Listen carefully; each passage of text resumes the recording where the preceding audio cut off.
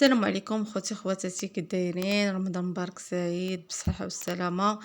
انا هاد النهار جبت لكم فيديو واحد اخر، ولكن بغيت نبداه معكم التالي باش تشوفوا الكثافه ديال هاد الزبده، بديله الزبده رائعه رائعه الصراحه. بزاف بزاف ما بغيتش نبدا معكم بالمقادير، بغيت نبدا معكم التالي باش تشوفوا كيفاش الكثافه ديالها وكيفاش كي دايره وليش كتصلح. درت بها الملاوي ودرت بها كليتها صراحه رائعه بزاف بزاف بزاف.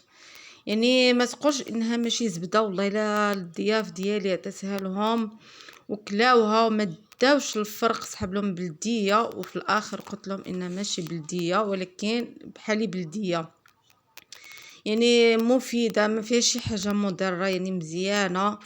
يعني كتصب حاجه طبيعيه كاينه في اي بيت، ولكن رائعه رائعه بزاف بزاف صراحه. انا من جربتها عجبتني بزاف وجربت وقلت ضروري خصني نديرها معكم كي انا استفدت منها الصراحه. نتوما تستافدوا منها على الغلاء الاسعار ديال دابا الصراحه ديال الزبده بزاف غاليه صراحه. هذه كتعطي كميه زوينه وكل شيء مزيان، وكاين اي حاجه انك كتلقيها مجرد انك الزبده انك تشريها. يعني الزبده يعني صراحه رائعه، نتوما كتشوفوا في طريقه ديال الدهن ديالها في الخبز، يعني رائعه رائعه. أنا اول مره ملي جربتها يعني تصدمت بالنتيجه الصراحه، عجبتني بزاف بزاف بزاف، وقلت ضروري من نعاود نصوبها غادي نجربها مع المشاهدين ديالي تا هما يستافدوا منها كي استفدت انا منها. دابا ندير معكم الملاوي اللي درت بها النيت، هي وكتذوب في المقله بانها زبده، ما تقولش بانها ماشي زبده حيوانيه، يعني زبده حيوانيه 100%. لما الصراحه هي بديله الزبده الصراحه، النتيجه رائعه دهلتني صراحه. وفي المذاق رائع رائع رائع، كيختلف بالزبده اللي كتستعملوا هي اللي كتختلف. يعني واش الزبده اللي كانت صالحه للاكل راه كتستعملي زبده صالحه للاكل، كنتي بغيتي الزبده اللي بغيتي غير الحلوى ولا الملاوي كتستعملي الزبده اللي كتكون الحلوى، يعني الحلوى. يعني شتي كي كتذوب بحال اللي انها زبده يعني عاديه، لا في الكثافه ولا في كل شيء الصراحه. انا بديتها معكم حتى تشوفوا الطريقه، تشوفوا كيفاش جايه، وعاد نبدا معكم المقادير. نتمنى ان تنال الاعجاب ديالكم كي نالت اعجاب ديالي انايا. هنا المقادير عندي كاس زبده بلديه، كناخذ كاس زبده بلديه، كنشري زبده بلديه، كنشري رابعه كندوبها كنعمر كاس. وكناخذ كاس الحليب، انا خديت حتى الحليب خديته بلدي، يعني كاس الحليب يعني بحراره المطبخ، والزبده بلديه، والزيت عندي دمجتها ما بين زيت الزيتون زيت المائده، خلطتها بجوج. الزبده خصها تكون ما تكونش سخونه، تكون يعني بردت شويه، ماشي بزاف ولكن بردت شويه. يعني ومعلقه ديال الخل، يعني وشويه ديال الملحه، قليل قليل من الملح.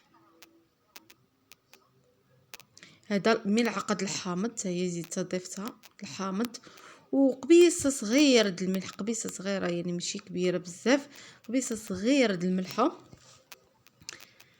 كنخلط هاد الشيء مزيان مزيان. نعطيكم الطريقه كي زقت لي، يعني كطحني هاد الزبده، انا نحاول نوريكم هاد الزبده مع الحليب، مع الحليب عفوا، يعني مزيان مزيان كطحنوها، كتبقاو طحنوها طحنوها طحنوها حتى كتبقى تقصاح، كتحسوا بها انها قصاحت. انا نوريها لكم في التالي. هي فين كتحتاض من الزيت، يعني الزيت هي اللي خصك تحتاض منها شويش في طريقه الطحن ديالها. يعني اما الزبده كطحنيها مزيان هي والحليب حتى كتقصح، حتى كتقصح معاكم، كتطلعيها كتجي قاصحه، هي مازال ما قصحت دابا، ولكن انا كنبقى يعني نطحنها نطحنها نطحنها حتى كتبقى تقصح. هادشي هي بدات كتقصح.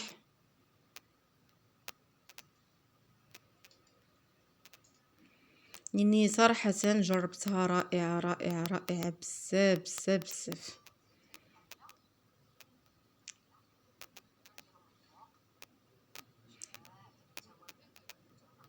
بغيتي الزبده ديال العبار يعني د الحلوه كتستعملي الزبده د الحلوه، يعني على حساب نتي شنو بغيتي. انا هذه زبده بلديه اللي شريتها من عند واحد كيبيع داكشي ديال الزبده بالبلديه واللبن. يعني انتي كتشوفوا كي ولات من بعد ما طحنتها مزيان كتولي قاصحه. كنجي لهنا وكندير دابا ندير الزيت عندي ندير ونطحن شويه، ندير ونطحن شويه. كنحس بها ولات لي بحال الكريمه قصحت ولات بحال الكريمه كنحبس. يعني الزيت ملي كتبقى تضيفي الزيت ما تسكيش طحني بزاف، هذا هو الاحتياط اللي خصك ديريه. دابا ندير الزيت اللي قلت لكم انا خلطتها ما بين زيت الزيتون وزيت المائده. انا درت نص د الكميه ديال الزيت وغادي نبدا نطحن ونحبس، كنطحن ونحبس ونشوف. زيت عاوتاني كميه وحده اخرى، يعني قسمت على 3 بحال نقول قسمتها على 3.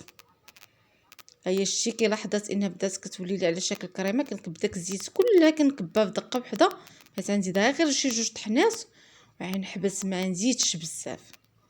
صافي هي ولات بحال شكل كريمه صافي بركه. دابا ما نزيدهاش نطحنها. كنجي وغادي نديرها يعني في طاسه كندير بلاستيك كتشوفوا. كندير هذا باش كنلويها باش ما كتستخديش الريحه ديال الفريغو. يعني من الاحسن كنكب الكميه ديال الزبده كامله عندي تمايا.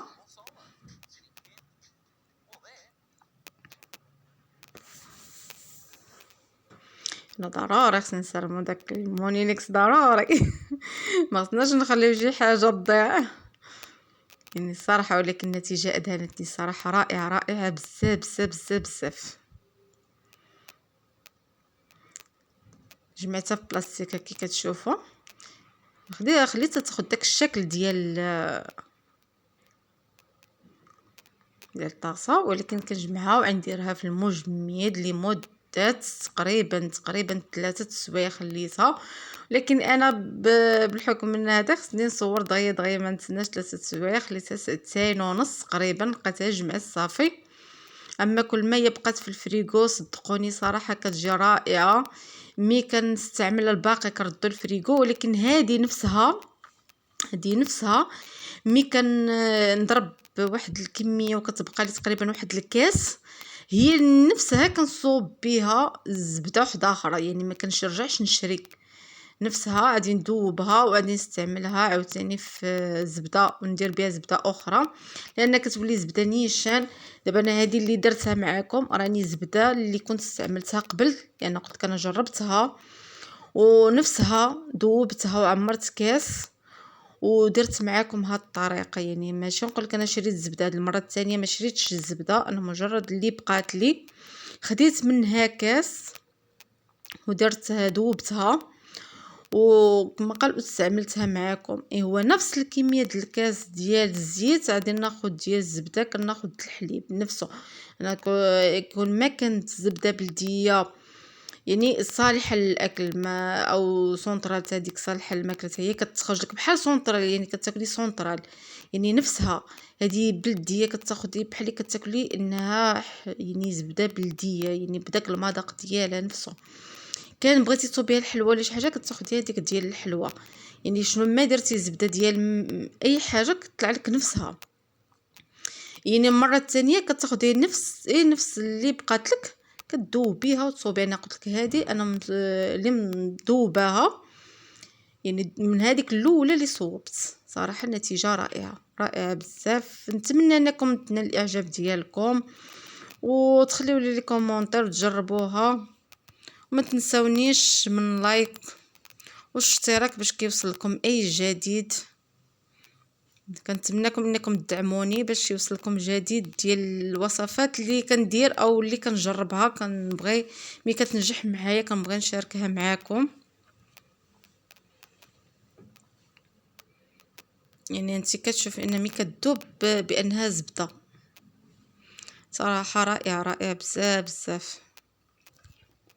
ولا عجبكم الفيديو ما تنساونيش من لي كومونتير او جيم واشتراك باش يوصلكم اي جديد، وتحفزوني باش نزيد لقدام ونزيد نشارك معكم الوصفات اخرى ان شاء الله.